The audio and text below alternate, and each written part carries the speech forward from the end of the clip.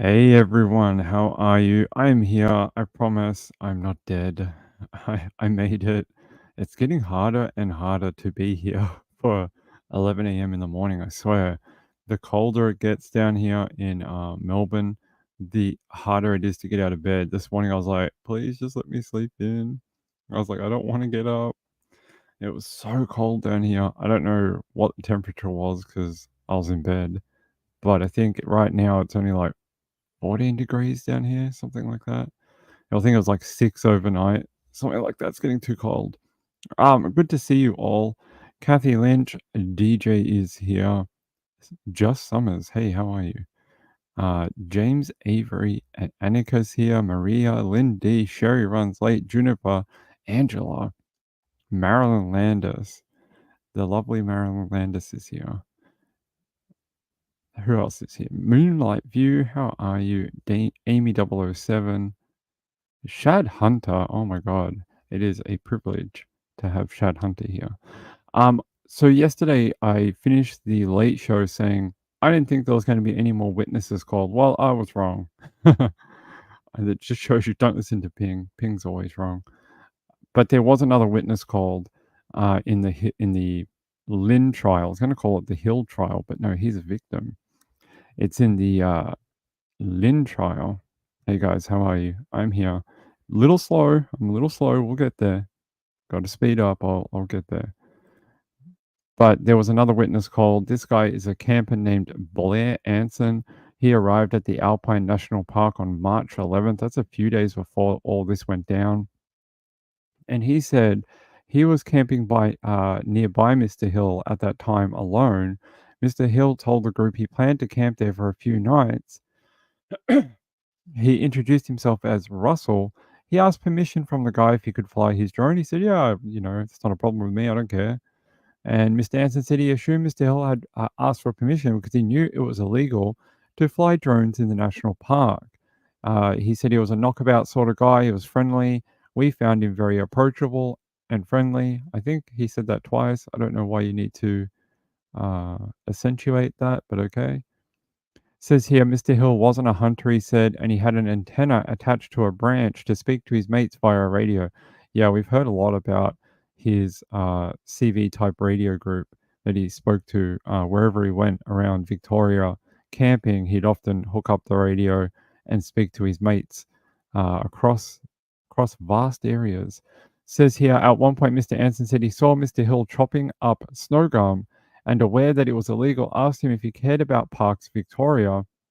Mr. Hill replied, I don't give an F. He's just said, just to see an older man swear like that, it stuck in my head.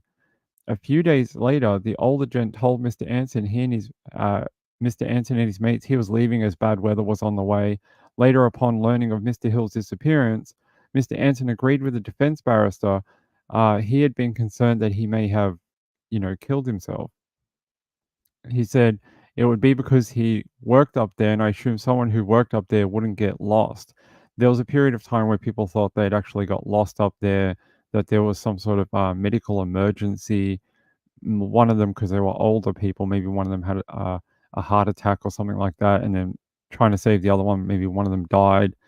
That's sort of the theories that were going around before they had connected Mr. Lynn to the case and alleged murder. They sort of thought, well, maybe they got lost, or maybe there was a medical event, something like that. So that's where that comes from. If you were wondering where, maybe he offed himself. Says here, it's the prosecution's case that Mr. Hill returned to his home before picking up Mrs. Clay from her Pakenham house on March 19th to set off for their camping trip in the Wanangata Valley. So that was about, when was that? It was March 19th. They got there March 20.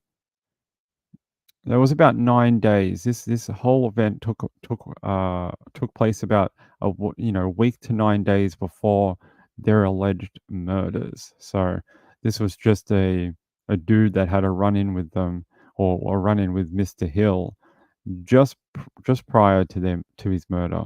So alleged murder. Jeez, Ping. Gotta say alleged. It says here, yeah, they had a bunch of technical issues yesterday. Someone's phone rang, and the judge was like, "Hey, I told you all You have to turn off your phones at the start of the day. Whose phone's ringing?" And I was like, "Oh, I'd hate to be that person in the courtroom whose phone rang. That would be embarrassing." Let me see how everyone is going in the chat. So that's the last update from yesterday. Wanted to at least catch you up. Now, I want to show you a different article that's talking about this particular case. This is not according, this is according to the prosecutors. The prosecutors believe that Russell Hill died first. The defense is saying that it's not the case, that it was actually Carol Clay that died first. So there's a bit of uh, a discretion there between the defense and the prosecution. They each think different people died first. Now, the prosecution's case is that it was likely Mr. Hill was killed first because Mrs. Clay was unlikely to have provoked a confrontation or posed any threat. But in the defense's statements yesterday, they said it. Their client has told them Mrs. Clay died from an errant gunshot that went off, a stray bullet, killing her, and then Mr. Hill died later after he attacked the defendant, and they wrestled for a knife, and then they fell to the ground, and the knife went through Mr. Hill and killed him. That's the defense's story. The prosecution says they don't believe that's what happened. They say they think Russell Hill was shot first and Carol Clay was shot to cover it up. Um, hmm, I don't know. I'm not a jury member. This is going to be a hard decision for them. It'll go down to the evidence over the next month or so, and we'll see who has the best evidence to back up their claims. I think we've only heard we've only heard the outlines of their allegations and defense, so we should hear a lot more today. Today's more witnesses. Apparently, we're going to hear from more people are going to be called. I think they said there was over 100 people that could be called for this particular trial. That is a lot of people for a Victorian trial. Marylander says, "Poor woman." Yeah, I think she was definitely the innocent person within all this. Same with Mr. Hill. If you were to believe at least the prosecution side of it, they're both innocent, and Gregory Lynn is the aggressor in this situation. If you believe the defense, this is this is all a terrible accident that Gregory Lynn didn't instigate, but Mr. Hill instigated. They said yesterday that apparently the defense said Mr. Hill went to Gregory Lynn's truck and retrieved a firearm because he didn't like him hunting so close to the campsite. I don't know. I can't imagine someone actually going to another person's truck and removing a firearm like that. That really is asking for trouble. Doesn't matter what country you're in. It doesn't matter if you're in Australia or America. I think it's like a known rule. You just don't touch other people's firearms, and it doesn't matter what situation it is. That's a bad idea because people are very, protective because it's their license. It's their firearm license. It's the gun is registered to them most likely, and if anything happens, it's on them. So he accidentally put them in a tree. Yeah, I can't give you my opinion. It's the jury's still in. I can't do much. All I can tell you is what is being told in the media. So if people find it boring, I'm sorry. It's I can't give you my usual candor about the subject because it's against the law down here. So Angela Connolly says, "How many years has he had to come up with this story, and did he relay it to police?" Yes, he did. He actually said it to them in his, I think it was his long interview he had with them after he was arrested. They did say it was recorded and they played it. I don't think they played it, but they mentioned it yesterday that he had said that in his interview he was not guilty of murder under the description of murder under the law. He believes he was not guilty of that.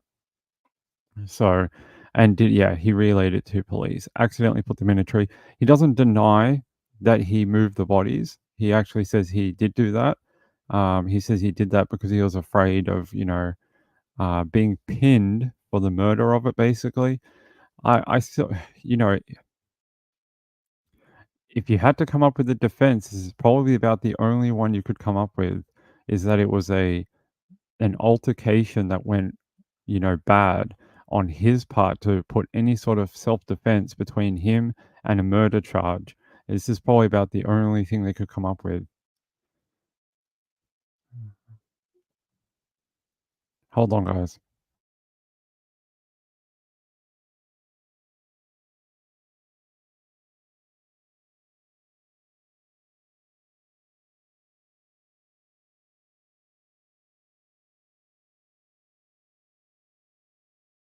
All right, guys, sorry. Someone just woke up. Um, Annika says, "How old is he? Which one? Russell Lynn? I mean, Russell Lynn. Bloody ping. Come on." Russell Hill is 74. Carol Clay was 73 when they were killed. Now, Gregory Lynn, I think he was 57. I'm gonna have to check it. It's 11 a.m. in the morning. You're gonna have to give me some leeway, okay? You're gonna have to give me some leeway on my memory. It's not working as fast as it should. Hold on.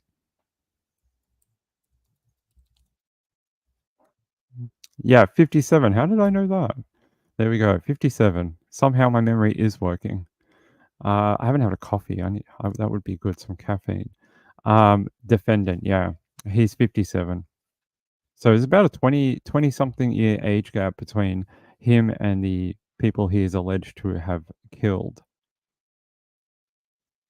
I still think this is a very interesting comment from Angela. How many years has he had to come up with this story? I would say since the day of it happening, he has probably had these thoughts running around his head for 20 months. 20 months between when the people were killed and when he was arrested. Every day, every moment he's awake, he has probably been running through a scenario that makes this all plausible. Now, I'm not saying that that's what is actually happening. I'm just saying that's what a natural thing would be to happen, right? If something happens to you this traumatic on both sides, what's the first thing you're going to do? You're never going to stop thinking about it, right? Never, never, ever. Two people, you had to move two people in the back of your trailer.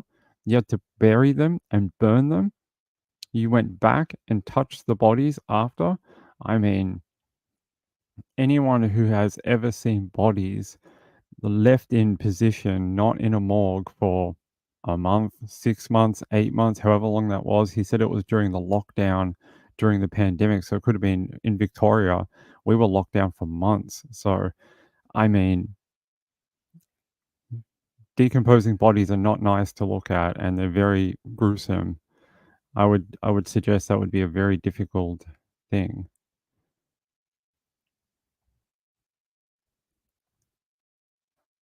Moonlight View is kind. Yeah, she is kind. She always welcomes people. All right. I'll bring you more in the afternoon show. The Late Late Show will have more updates for Gregory Lynn because right now there is no updates.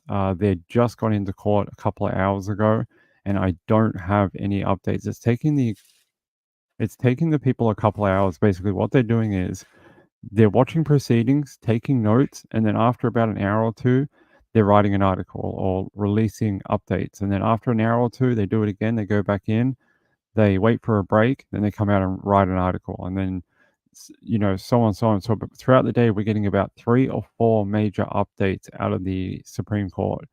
That's about it.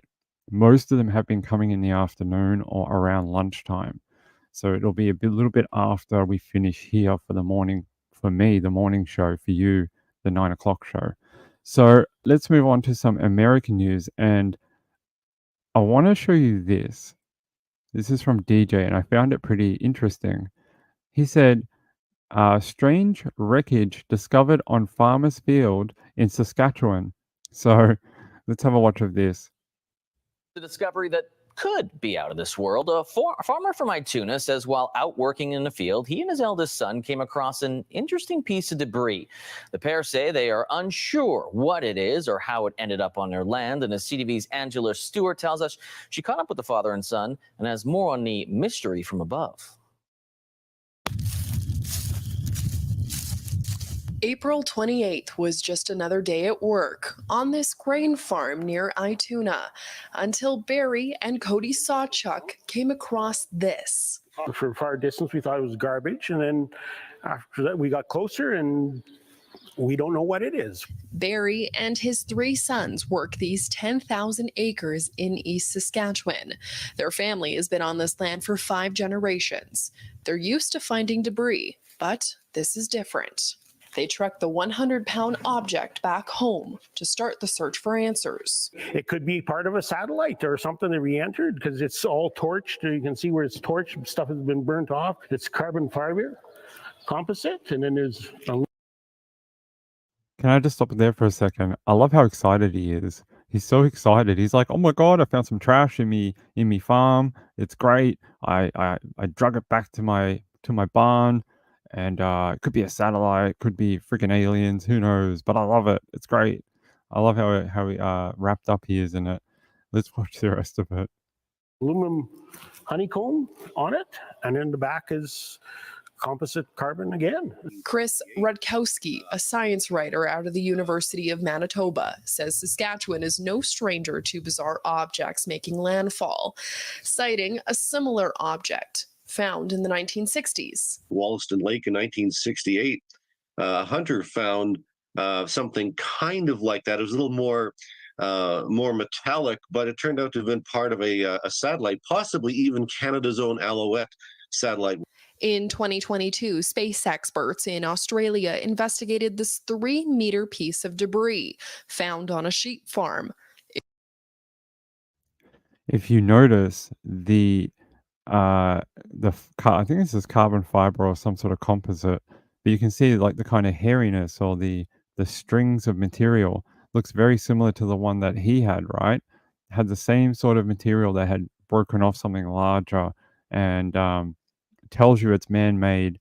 Something, maybe one of the space agencies or private companies, maybe.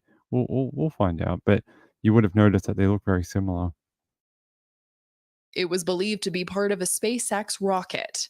Jonathan McDowell, a Harvard astronomer, is certain the debris found on the Sawchuk's farm also belongs to SpaceX after retracking a re-entry over Saskatchewan in February, believed to be the trunk of a spacecraft making its way back to Earth.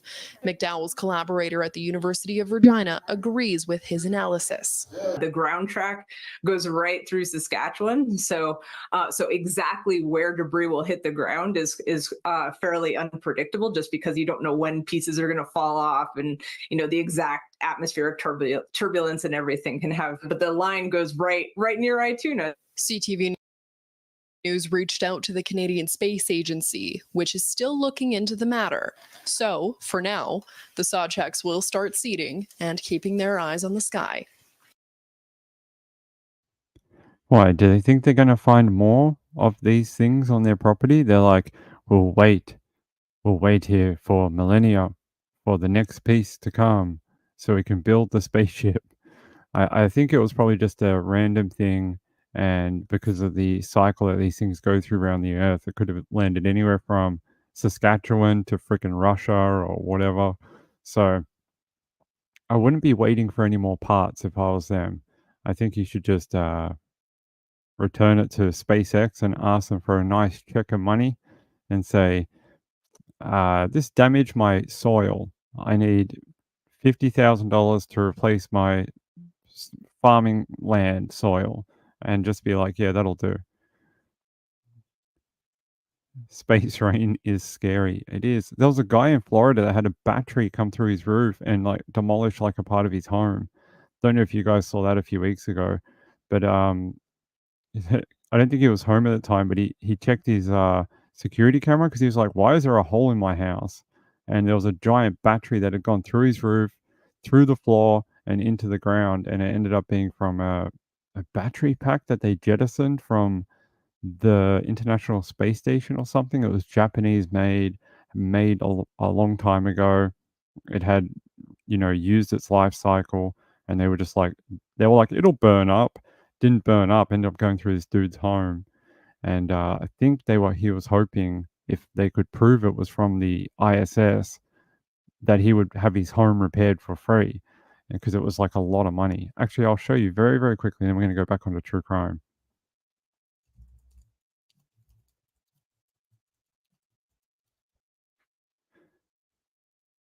Here, CNN. So it was this thing here. I went straight through his home.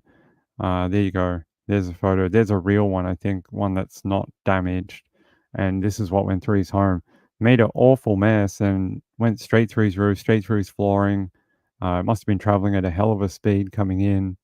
And they finally confirmed that, yeah, it's our property.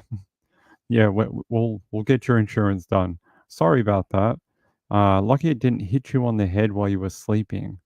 I mean, that would kill someone. It would probably kill someone if it landed on your head. All right. We have an update again. Actually, this is also from DJ, but I appreciate it, DJ, because I actually have been keeping an eye on this one too. But I'm glad you found me a video. They found the boat of interest in that hidden run of that teenage girl, the 15-year-old. Great news. At least that part of it is. I'll show you the rest. Hold on. The new details in the tragedy on the water that ended the life of a 15-year-old girl. FWC now says it has identified the vessel of interest in the deadly hit and run crash. Local 10's Christina Vasquez joins us live from North Miami Beach with the information just into the newsroom. Christina. FWC has described this as an active investigation. And now, new at this hour, we have new video for you and new information from FWC that says it has located and is currently collecting evidence from a boat that matches the description provided to witnesses in the connection to this boating incident over Mother's Day weekend. From Sky 10, you can see Florida Fish and Wildlife Conservation Commission investigators at a home in Coral Gables, a boat docked in the back. This after FWC made an announcement the grieving parents of 15-year-old Ella Adler had been waiting for. State investigators said they located a boat fitting the description given by witnesses of the vessel that struck and killed their talented and beloved daughter over Mother's Day weekend. The boat is in our custody and its owner is cooperating. FWC adding they had called in additional resources from other parts of the state and You'd bloody hope he was cooperating, right? The guy's like, yeah, we have the boat, and the owner is cooperating. What do you mean? Make him cooperate, whether it's with a giant stick or a freaking gun, whatever.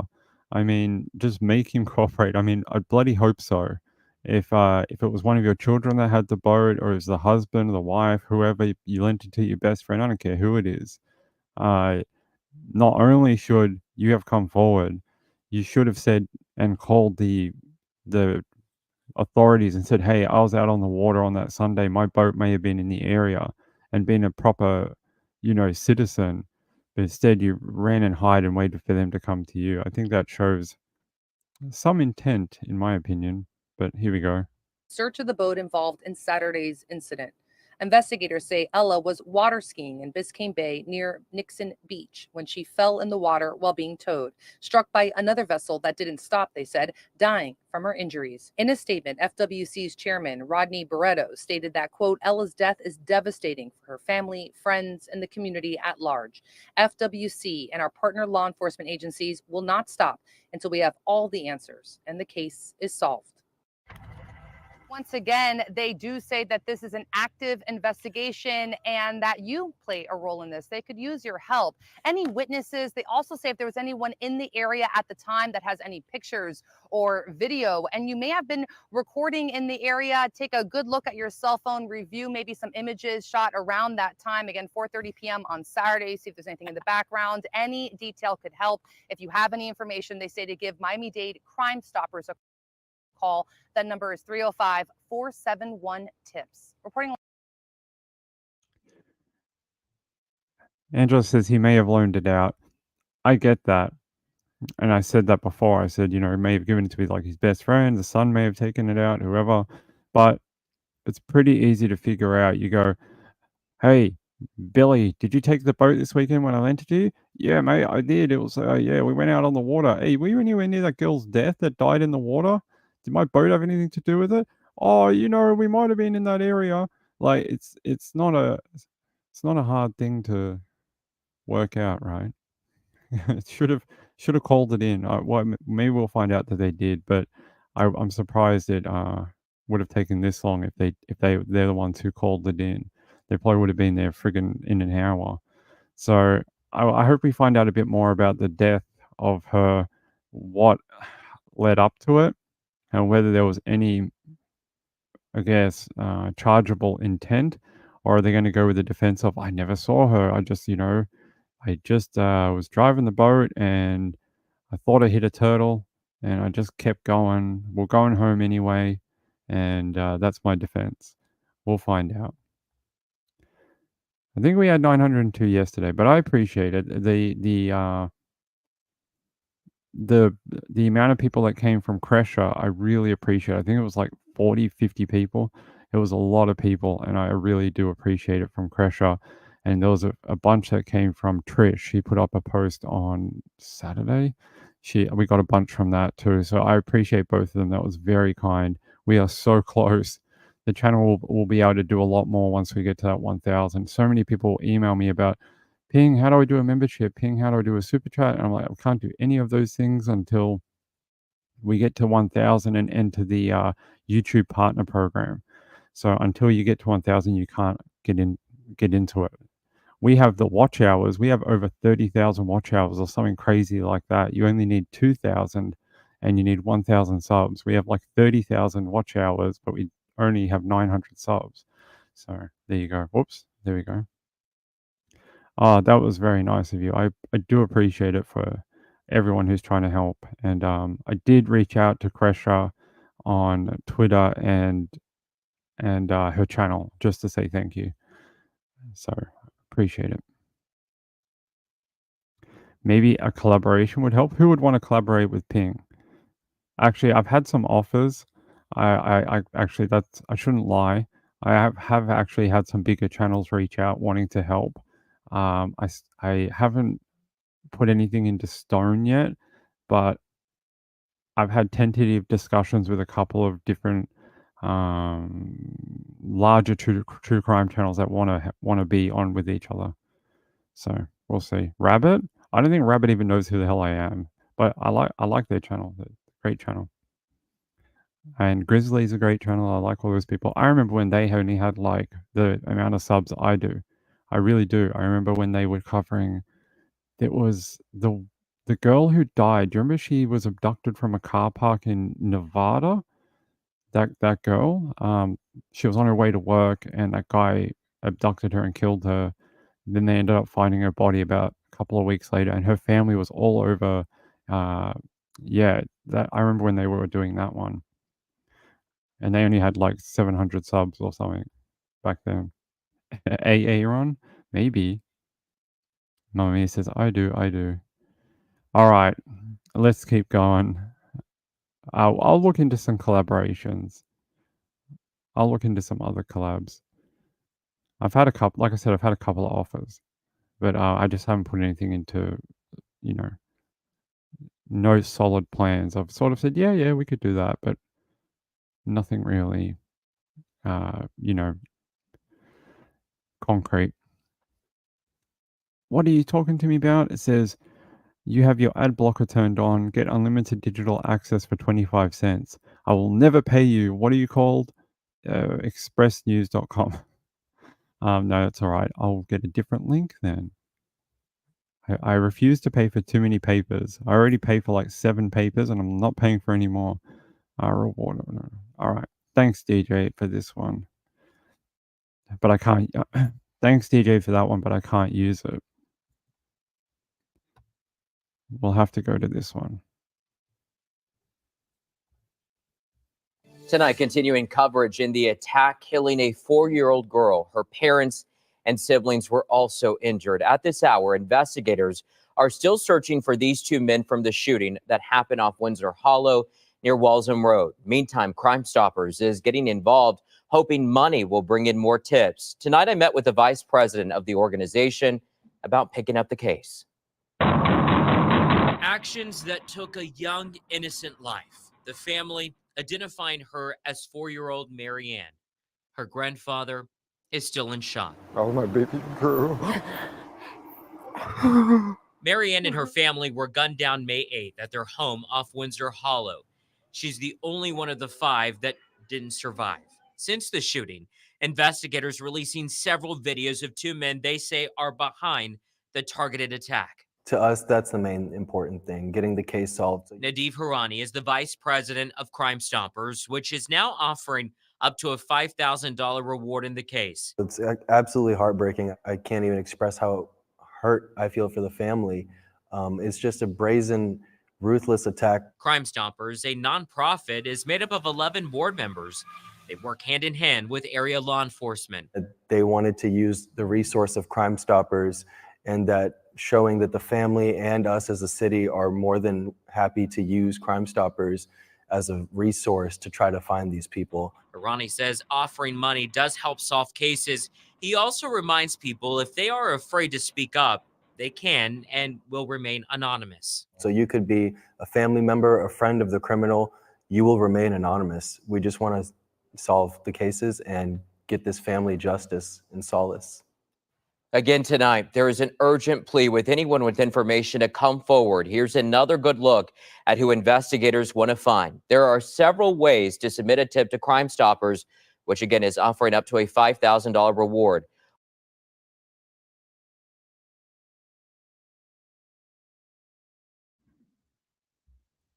The person on the right here, is it a woman? Do you guys think this is a woman? Look at the shoes. They almost look like they've got a heel on it in this photo. I don't know if that's just a bad pixel. The pixels are very degraded. I don't know. Either that or it's a young guy, like a really young guy. Like, I mean, it's a thin dude. I just don't know. I wonder if that's I mean, I guess it could be a really, a younger fella, but I'm not sure. This guy might be a little older. Yeah, I just thought, I was like, does that look like some sort of heel? And I was like, and very thin legs and just sort of the build. I was like, maybe this is a woman. Think James Avery thinks it's a young dude. Could be either. Yeah, I could see both, but I just caught that one frame where it had this gap in this what would that be? His left shoe. We'll see. I mean, it's most likely, unfortunately, a lot of gun crime comes from young men. They seem to think guns solve problems. So, I got to admit, and this will probably burn any chance of a collaboration with whoever this is, but I've never watched that channel, unfortunately. Probably a great channel. I think someone said from South Africa. I love my cousins in South Africa. Often people confuse us and think we have the same accent, but we do not. But I'll have to give the channel a watch. I do know Rabbit, I know Grizzly, but I've never watched that one, unfortunately. And I don't know a ton about Scientology. Is there Scientology in Australia? Yes. Yes, they have a massive building in Sydney. I can show it to you if you'd like. Hold on. One moment, I'll show you.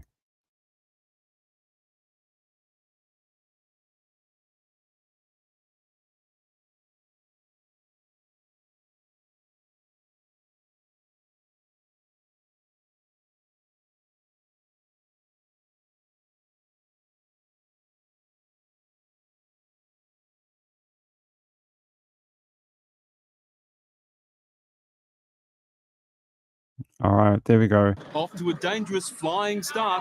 Oh, shush. So this is one of the Scientology Center in Chatswood. I think they wanted to build this, but they've got a whole bunch of places scattered throughout Sydney. When Tom Cruise was down here filming movies, he would often go to the building in Sydney. So they said the $57 million new outpost of the secretive Church of Scientology, the Australasian headquarters that represents the advanced level of the institution and will host high-profile Hollywood members, including Tom Cruise and John Travolta. The arrival of the imposing building in Chatswood was described yesterday as a glitzy opening, as a cosmic alignment of universal factors by the church's global leader, that David Miscave guy. I showed Trish something like a year ago. I'm not going to pronounce his name right because I don't care. There was a ad in, what was it, LA, KTLA. I was watching KTLA I think it was KTLA. I was watching a California news channel, and they had a freaking ad for a Scientology like hotline or cable channel. They were like, opening this winter, a Scientology cable channel just for all you Scientology people out there. Wait till June 22nd and call your cable provider, and you can get next in line to get this new Scientology channel. I was really like, wow, like they're actually going to make a cable channel. It was bizarre. I'd never seen anything like it in my life. We don't really, we have a couple of religious channels down here in Australia, but they're mostly Christian. I think one is Hillsong. I think one is Church of something God. It's Christian. We're a very large Christian nation, unfortunately. We're Christian. There's a lot of Muslim here too, things like that. Hindu, a lot of Hindu down here, that type of thing. But a lot of the cable channels down here are Christian. So $57 million, I know, right, on a building. Let me see if they actually built it. When was this? September 2016. Well, you would hope they would have built it by now. It's May 16 or 15 for you, 2024. It's 8 years later. Let's see if they actually built it. I just Googled like what building it is. So let's have a look. Let's have a look. They have to have built it by now, right?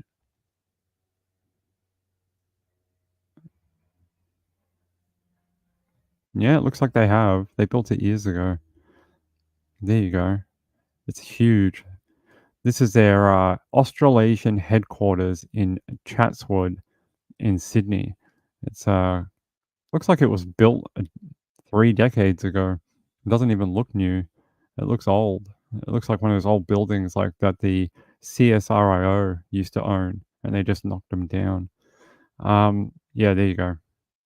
$57 million buys you whatever that is. Probably more the land. I reckon it was probably more the land that cost money. Oh, look, it's Tom Cruise. Yeah, so there you go. They built this giant outpost out in Australia. So, yep, they are down here, and they're often trying to get memberships.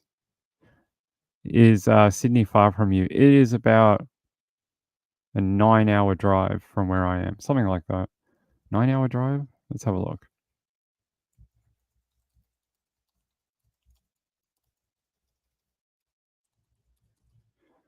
It is,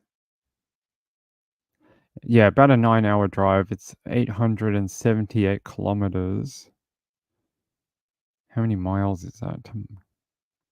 Not, oh, yeah. It's about 500 miles. So if you're in the American miles, it's about 550 miles from where I am right now. So yeah, there's large gaps between our cities. It's about the same between Sydney and Queensland, or Sydney and Brisbane. Melbourne, Sydney, and then Brisbane are the east coast of Australia. So yeah, it's about the same between each one, about 8-hour drive, something like that. Sydney to Queensland might be a little more. But yeah, there's huge distances, vast distances. Where is there an 8-hour drive? I think California to Arizona's like a 8-hour drive, right? If you go from Cali to Phoenix, it's about 8 hours. Let me check.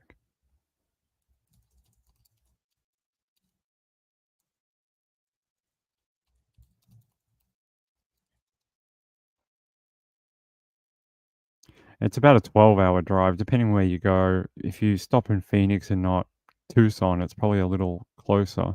But yeah, it's probably similar drive. There you go. Hey Emily Knob, how are you, my friend? And James Avery says tax exempt because they hide under a church status. Yeah, but so do a lot of. Do you guys have Sanitarium in the USA?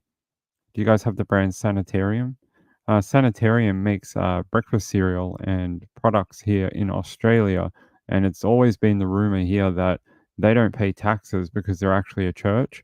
So they produce like breakfast cereal, breakfast meals, drinks, other products, but they pay so little tax because they're actually a religious organization. But I don't know if that was just a rumor or something like that. They're supposed to be LDS, I think. Yeah, is that right? I think that's right. Someone in the chat, maybe Sean's here. He'll tell me. He'll tell me if that's correct. All right. You guys don't have sanitarium? All right. Let me grab another story for you guys. We already talked about the Micah Miller thing yesterday, how the investigators have called in other agencies. I think that'll be interesting. Oh, yeah, this is the one I wanted to talk about. The missing girl in North Carolina. Where is that link? Hey. Guys.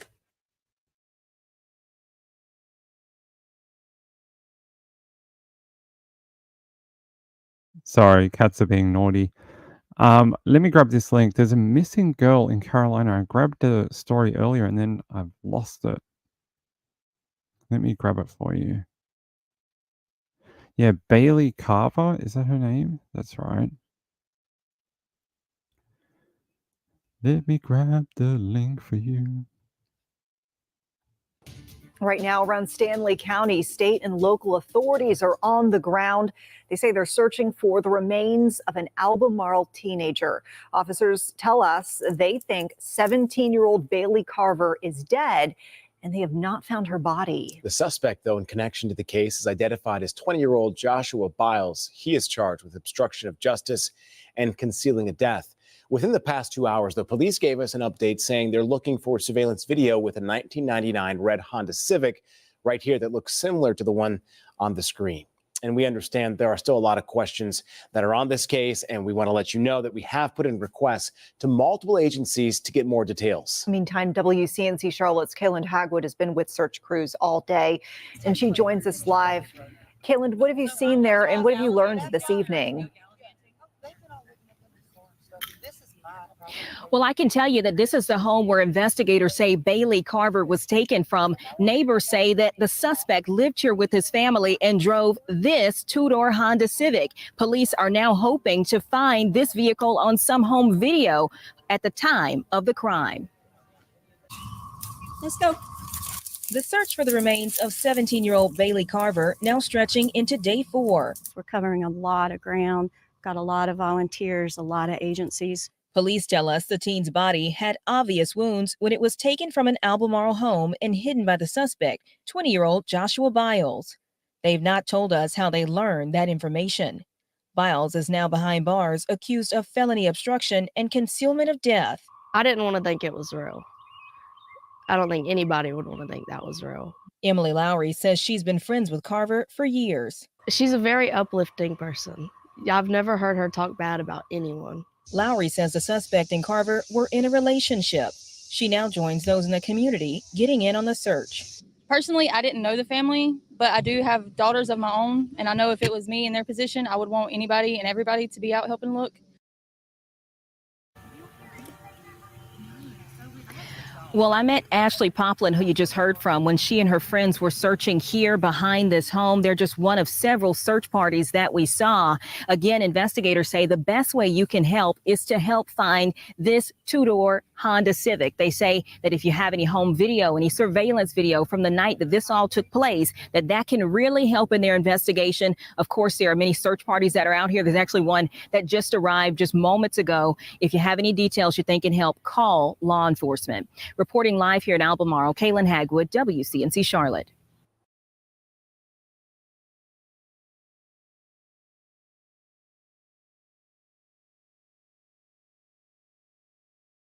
So they're still searching for her, which is very sad.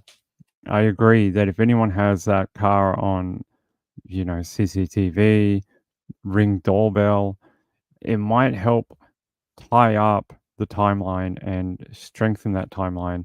And I think that's what they're looking for. They want to tighten up that timeline, find out a bit more about the movements of that vehicle, and maybe it might help. It might help in the investigation. We'll see. There is an update from their police department too. It was under 3 hours ago. Alabama. Oh no, not Alabama.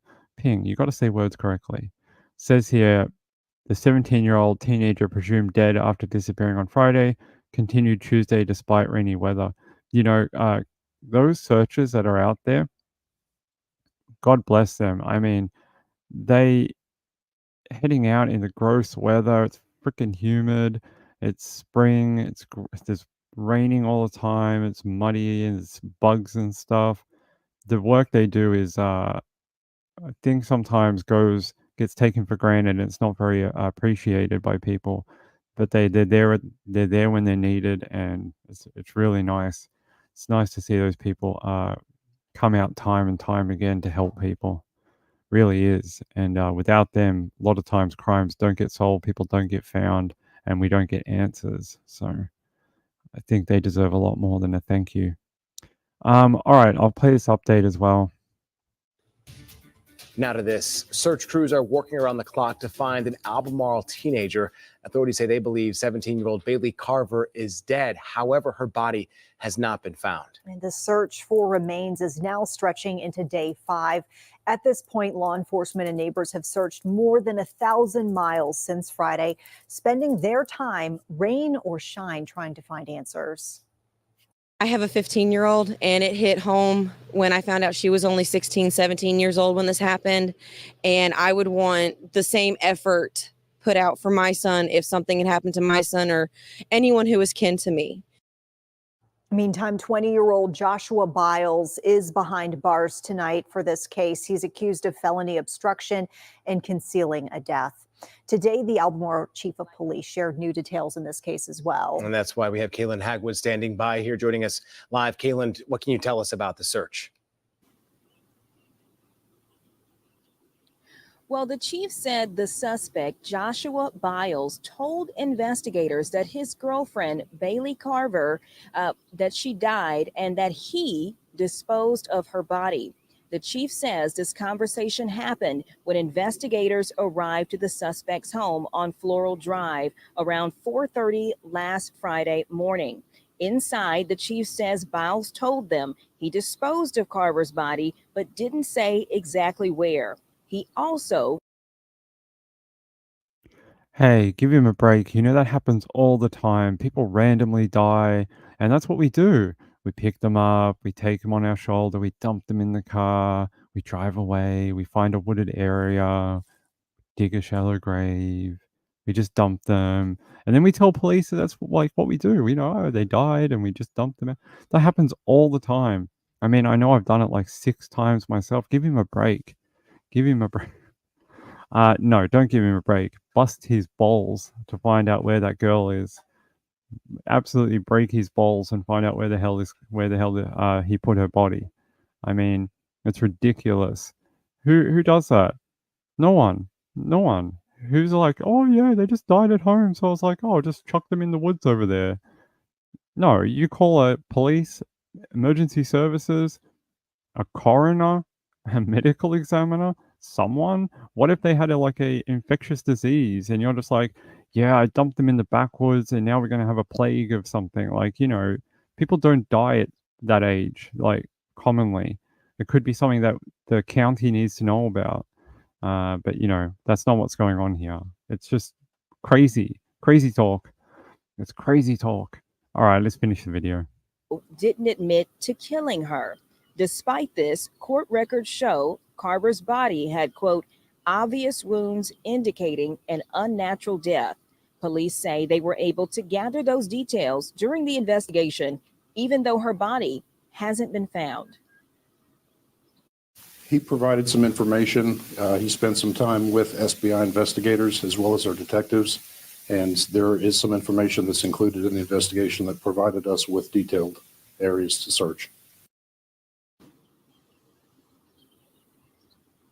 And as the search continues, they say that folks at home can help in this investigation by looking on their home cameras around the time this all took place to see if you see a red two-door Honda Civic 1999 version model of that car. If you do see that car, do reach out to law enforcement. It'll help them form a timeline of when they believe the suspect may have been traveling with that young girl's body.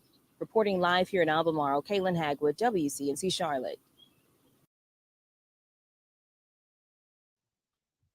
1,000 miles they've already searched. That is a huge amount of area. Shasta Daisy says 21 and lives at home dating a teenager. Can't find a girl your own age? I mean, seems a bit odd. I mean, you'd think you would be hanging out with girls who are 21 or 20 that grew up, similar age range or something. By the way, I wanted to address something.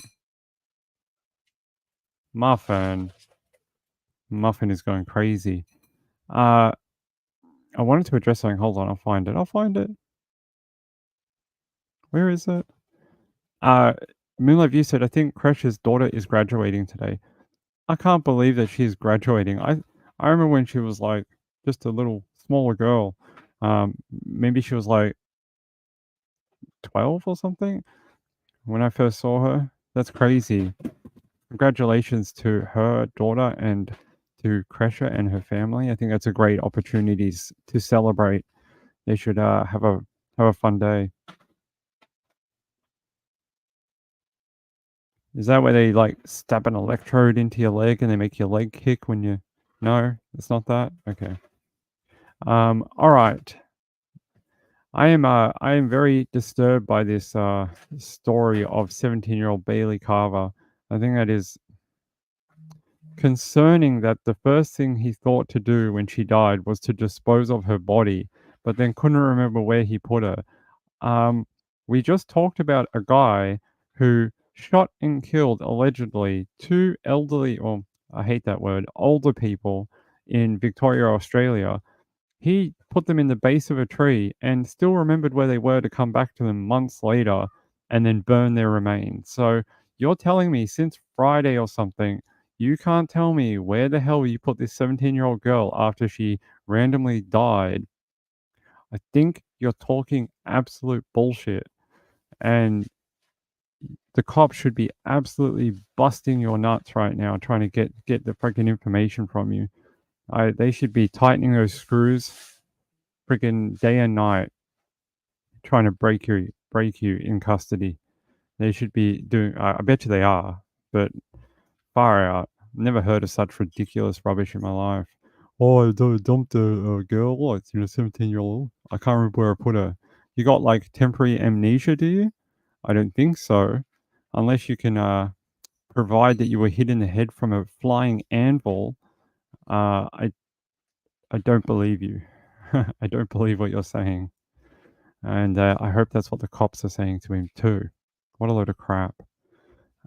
Says here, he told police his girlfriend was dead and that he disposed of her body but couldn't remember where he put her remains. He said he drove the body away from the home in a red Honda, which was found at the home. He was subsequently charged with obstruction and concealing a death. There's the charge for being an idiot. There's the obstruction charge because he won't tell them where the body is. Authorities believe Biles moved Carter's Carter? That's not her name. Her name is Carver, right? Yeah, Carver. They misspelled her name as Carter in this article with a T. Body from her home where the 911 call was placed on Friday. Investigators processed the home and the Honda and impounded the car on Monday, earlier Tuesday afternoon. Police said they believed that Carver had obvious wounds, suggesting she was dead, but they did not say how they made that determination. Well, I'm guessing they may have found blood staining somewhere, possibly under the carpet, or they found some sort of cleanup. Often people try to clean up and they're like, I got the carpet. And then the cops come in and they just peel the carpet back. And they're like, yeah, but it's in the, it often gets into the padding under the carpet. And you can't really clean that unless you remove all the carpet. So I may think that that's probably maybe what they found. Either that or they also found it under something in the car. Police said they said more than a dozen agencies participated in the search for Carver and covered almost 160 miles with drones, dogs, and officers' foot power.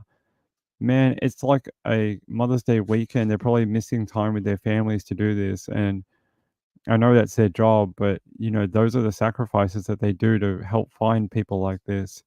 I think sometimes we all take it for granted that they'll just be there to search for them and they'll have the dogs and the drones and things like that. It is a bit of a thankless job at times. Says here he made his first appearance in court on Monday and was held on a $250,000 bond. He's due back in court next week and may be facing new charges by that time. Yes, hopefully murder charges. because what a scumbag. What a scumbag. Angela says, where were his parents during this time? Who fucking knows? Who knows? Nalana says, I don't know, it's about dating or something. Yeah, Sean, I hope you're okay.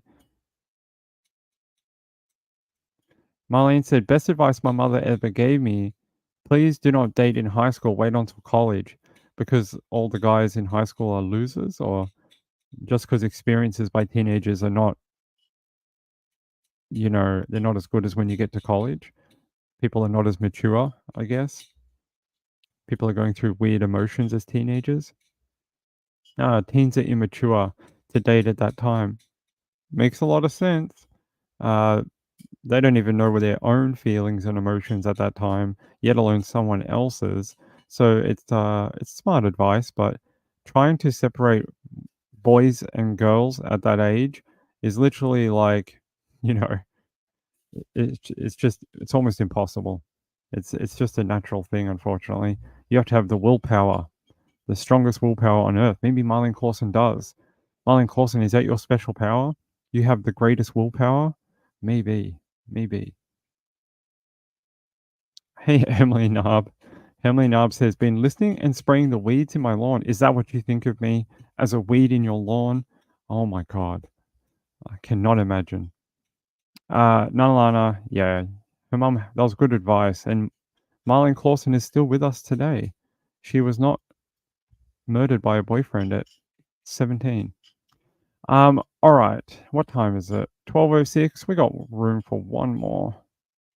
And then we'll be back at what time is it? It's like 10 Eastern. No, 9 Pacific, midnight Eastern, 2 p.m. local time. I think that's about right. All right. Actually, I want to show you one out of Europe. And I was following this too. Where is it? Thank you, Angela. This one is so bizarre, but it's not the first time I've seen this.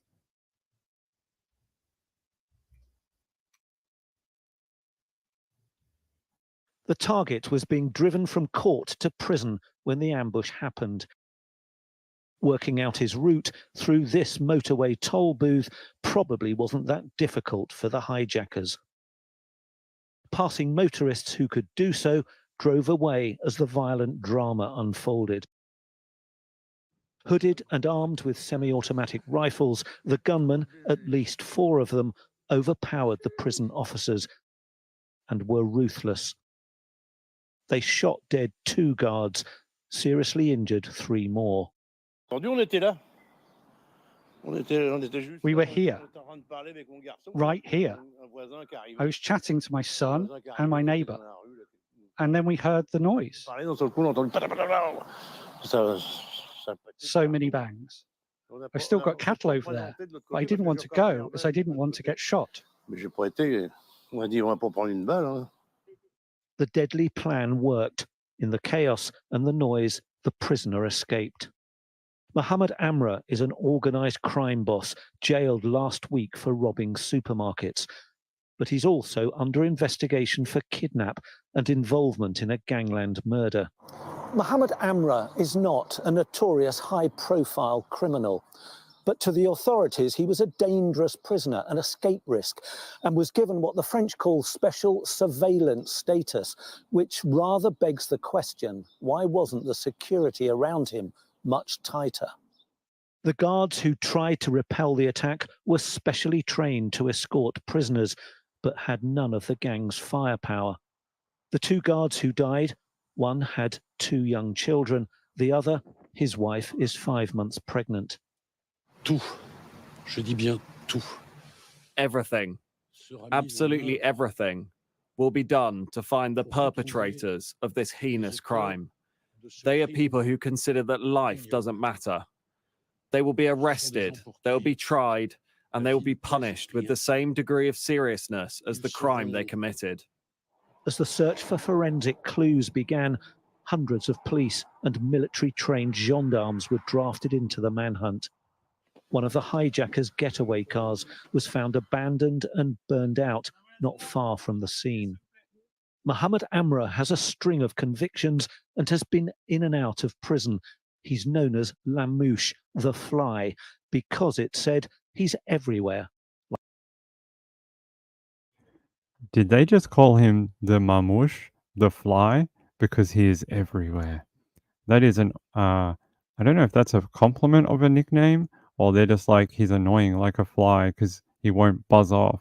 Um, that's like something out of a movie, like something you see in like one of those old 90s, 80s action crime blockbusters, and you're like, oh my god, they they got the prison van and they got the guy to escape, and now they're on the run.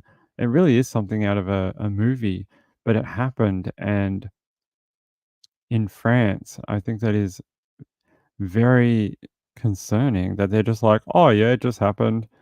Had an attack on a prison van, happens all the time. The saddest thing is that one of the prison guards who died had two children. Their dad's not coming home.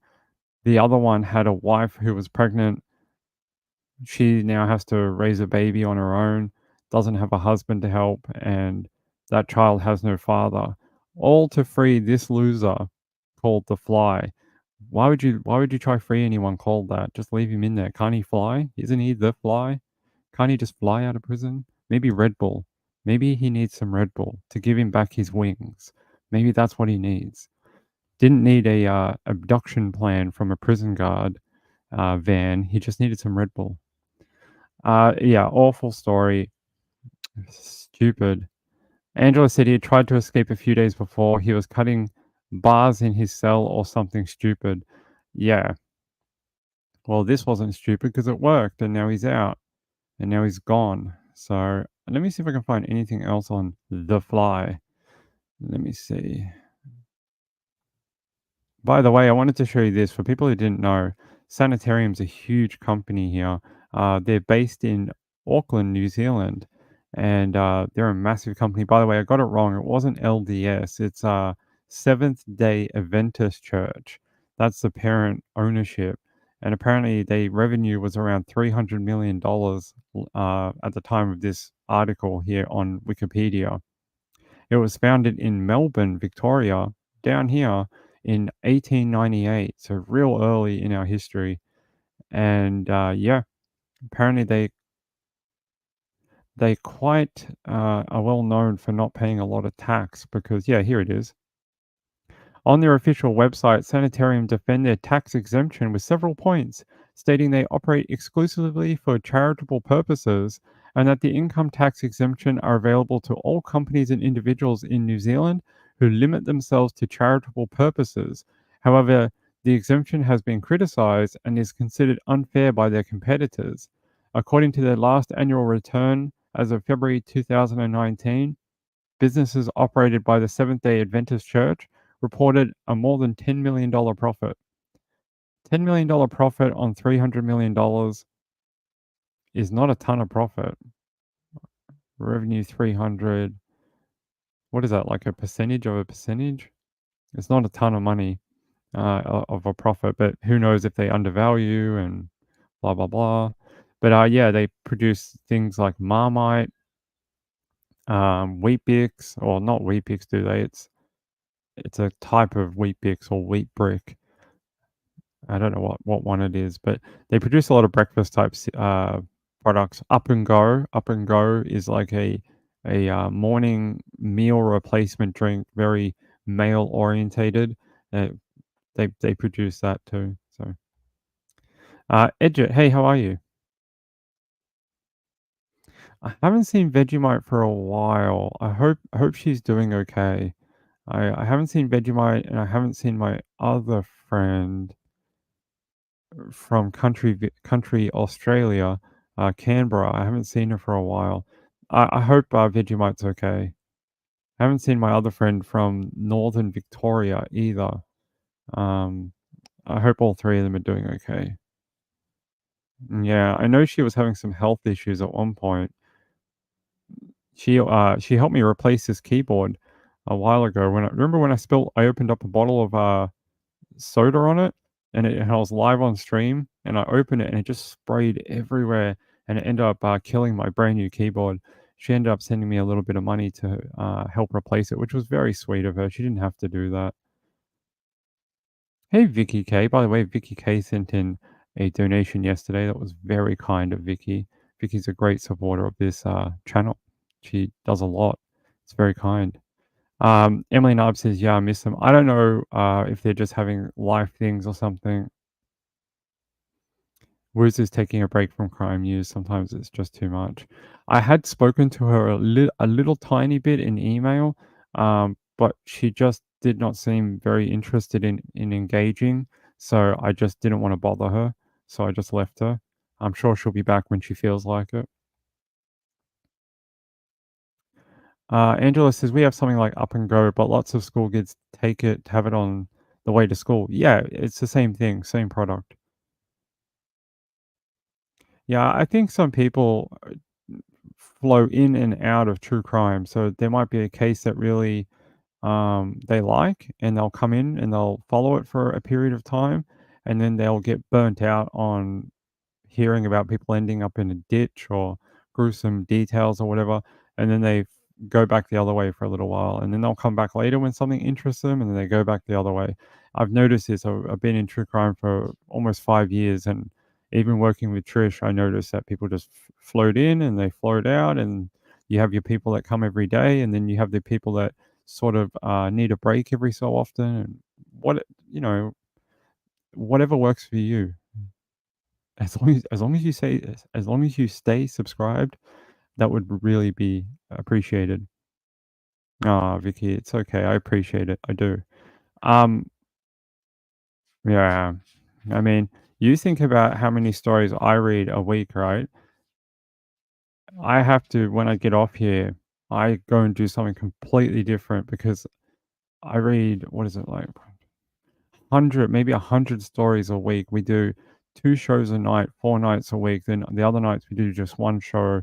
So that's 6 plus that's 9 shows a week. We do something like 80 stories to 100 stories a week.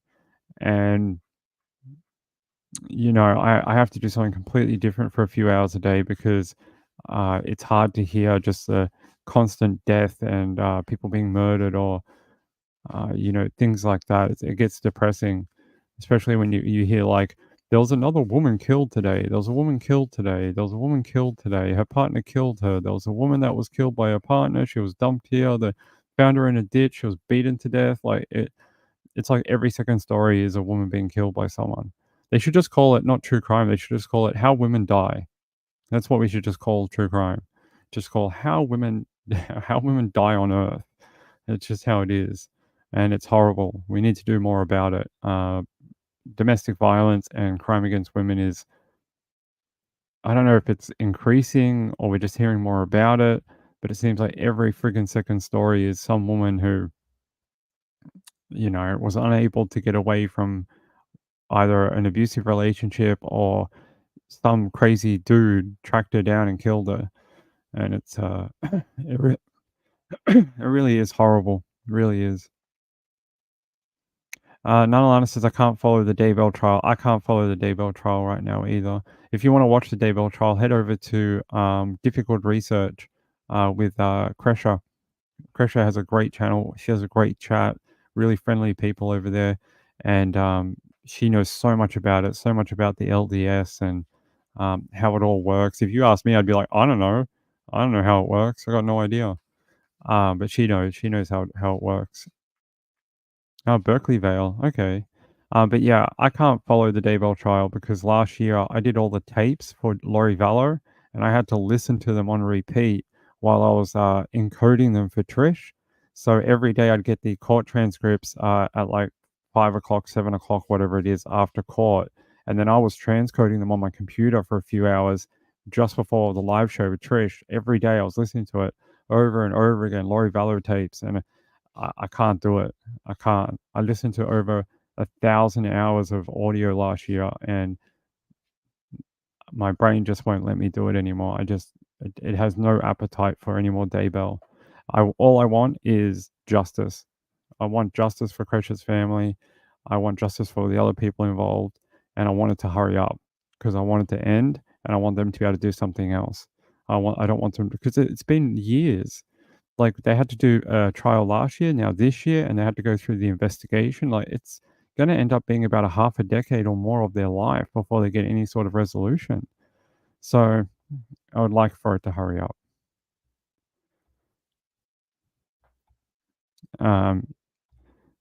Yes, I did. Actually, I'll read it out. We'll finish with that. Where is it? Where is it? Where is it? By the way, I want to thank DJ and I want to thank Angela. They send in a lot of stories to me. So do a bunch of other people. Sometimes Emily Narb does too. Who else? Kathy Lynch often sends things in to me too. Amy D often sends a lot of things to me as well. Thank you to those people. I really appreciate it. And my email's always open if you have a suggestion or something to talk about. sundaywithping@gmail.com. Let me find this thing from our friend, Mr. Sean.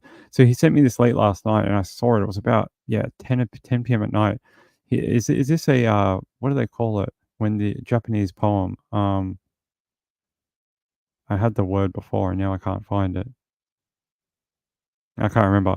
But whatever the Japanese poem thing is, it says here, it's time for Nights with Ping. Can't wait for the story he'll bring. Will it be an Amber Alert or a person hurt? I'll wait in chat for the king. Thank you very much, Sean. That was very kind of you. Great poem.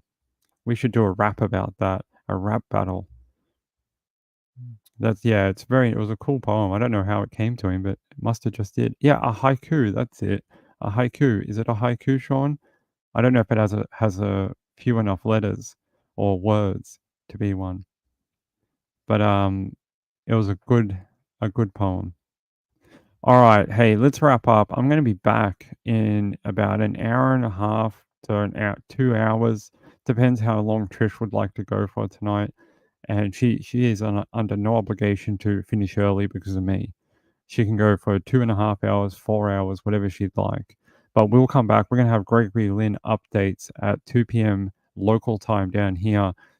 I think that's 9 p.m. Pacific, midnight Eastern. If you want to hear more about the Gregory Lynn trial, I'll be back in a couple of hours. So, hey, I love you all. Thank you so much for all your support, all the new subscribers. Amazing. And I think we'll get there. I think we'll get to that 1,000 shortly. I think it might be a month, might be a day. We'll see. I'll see you in a little while. Go have fun with Trish if you're heading there. If you're heading to Cresher or Gray or whoever else is jumping on at 10:30, have a great night, and I'll see you for the late show. Peace out. See you later.